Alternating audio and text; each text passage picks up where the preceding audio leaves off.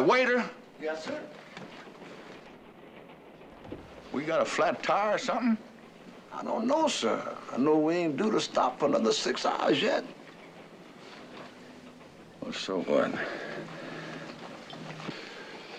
We're smack dab in the middle of New Mexico in a raging blizzard. Kind I ain't seen in 20 years, and I'm kicking. I'm snug and I'm warm. And in the company of delightful female companionship. And I'm complaining. Guess we just don't learn to count our blessings, do we, Mr. Templeton? No, sir, I guess not. You know something? For 20 years of my life, I was a cowboy. Oh, I'd spend 6 or 8 months out of the year out on the range in all kinds of weather. And I swore then that the only thing I wanted out of life was a nice, warm house to go to when it got cold. That's all I wanted. Just a nice, warm place. That was the sum total of my ambition. You know, it's a funny thing, riding on this train tonight in this storm. This takes me back to... Hey, we've stopped.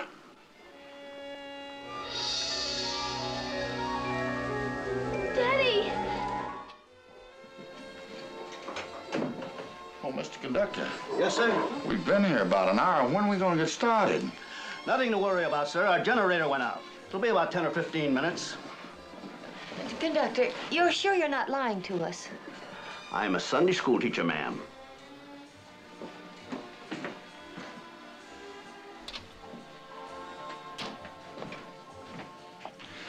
Put a head on that. Yes, sir. We interrupt our program to bring you a special bulletin. The police have redoubled efforts to locate the mental patient, now believed to be lost in the storm. Hospital authorities wish to emphasize the fact the man is not dangerous. He needs help. Please communicate with the state police. You know, this is funny. Sir? I don't mean funny. I mean, it's strange. Maybe I don't even mean it's strange, but I seem to be reliving something that happened 50 years ago. About cowboys? Yeah. Larry. Now, look, son, I was saving this as a surprise, but, well, there it is. A real silver dollar. It's just like the cowboys use it. Isn't that right, Mr. Kilmer? You bet you when they could get their hands on them, they really used them. Excuse me. Mm-hmm.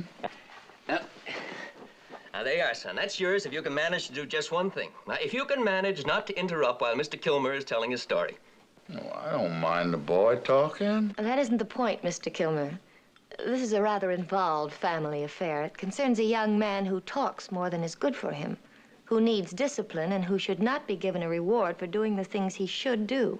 Oh, now, look, Mother, let the boy win a reward. It might do him some good. What do you say, John? Do you think you can manage to keep quiet? Are you going to keep quiet, John? Yes, Mother. No, touch now, John. Now, look, we'll let you sit here and listen to Mr. Kilmer's story, and then we'll decide whether you've earned it or not.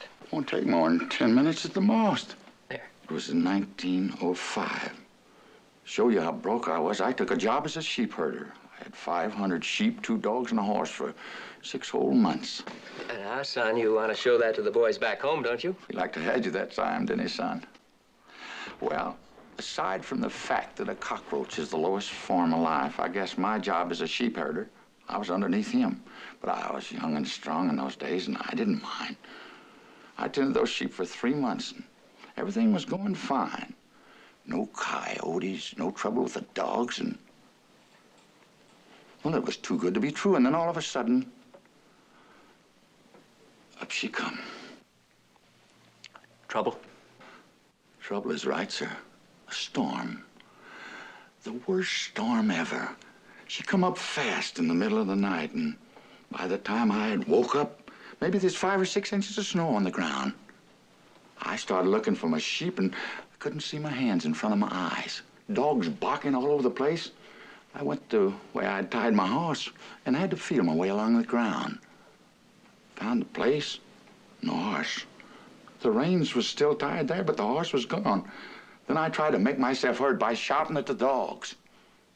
The wind kept getting louder and louder, and all of a sudden, I was alone. And I knew I was lost. Mr. Kilmer! Johnny. Don't break your promise, son. Please, go on, Mr. Kilmer. I'll make it a short story. It ain't got much point to it anyway. Well, I don't know how long I stumbled around out there like I was drunk. I had to keep moving. If I'd have stood still, I'd have froze to death for sure.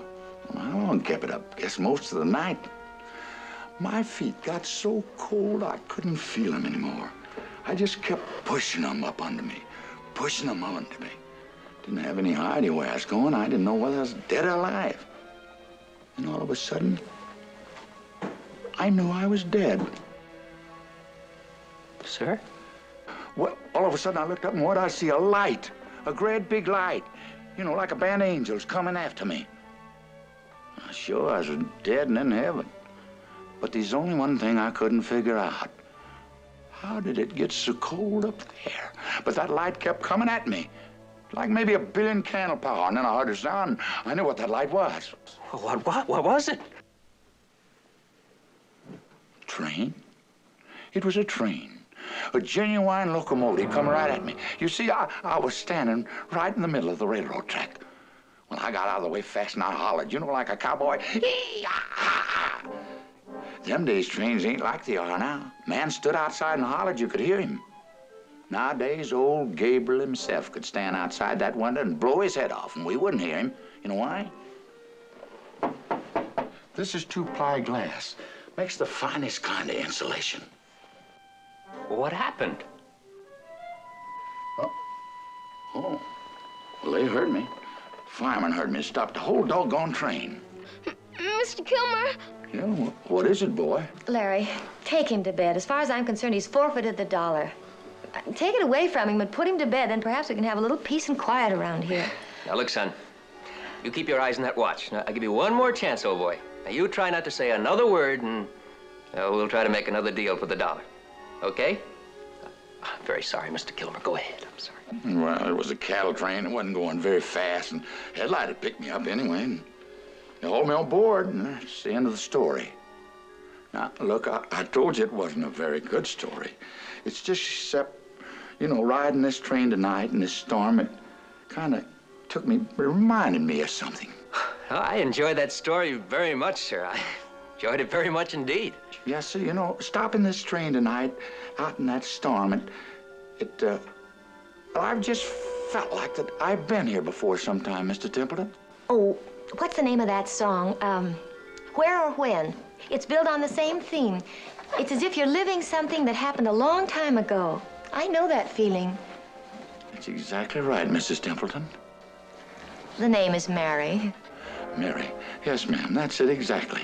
You know, I felt like I was out in that blizzard tonight, being trapped out in that blizzard, nearly freezing to death, reliving something over again, feeling like I'd never see a living soul on this earth again.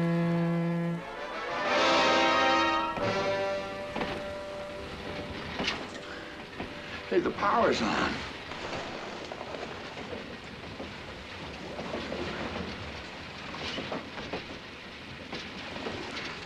Kind of a strange to work that, huh? Waiter, you put a head on this, please. Yes, sir. Imagine being caught out in a blizzard, and what comes along to save you? A train, a genuine big-as-life train. One chance in a million. Guess not everybody was as lucky as I was that night. I've been a God-fearing man ever since then, sir. Hey, Mr. Conductor. All set now. I told you folks it wouldn't take long. We gotta make a little speed now, huh? Guess so. Guess we do. Good. Come on, son. Finish up that glass of milk. Come on, now. It's really back to the bunkhouse this time. But there's a man outside there. There's a what? He was back there, a Now, man. come on, son. Now, none of this. None of There this. is. No, come on, But come on. there's a man. Don't interrupt. You're just going to upset Mother. Now, come on, son. Let's go.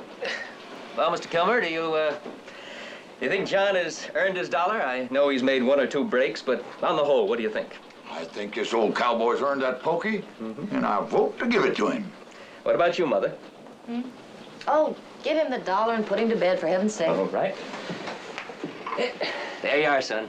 Now, say goodnight to Mr. Kilmer. Good night, Mr. Kilmer. Good night, cowboy. Sleep tight and wake up in the morning real bright. And just one more piece of advice from your old cowboy friend. You take that cartwheel and put it in a safe place where there ain't no low-down rustling horse thief can get his hands on. Huh? Okay, put her away. Ha! That's the ticket. Say goodnight to Timothy, son. Good night, Timothy. Good night, cowboy, and sleep tight. Mother.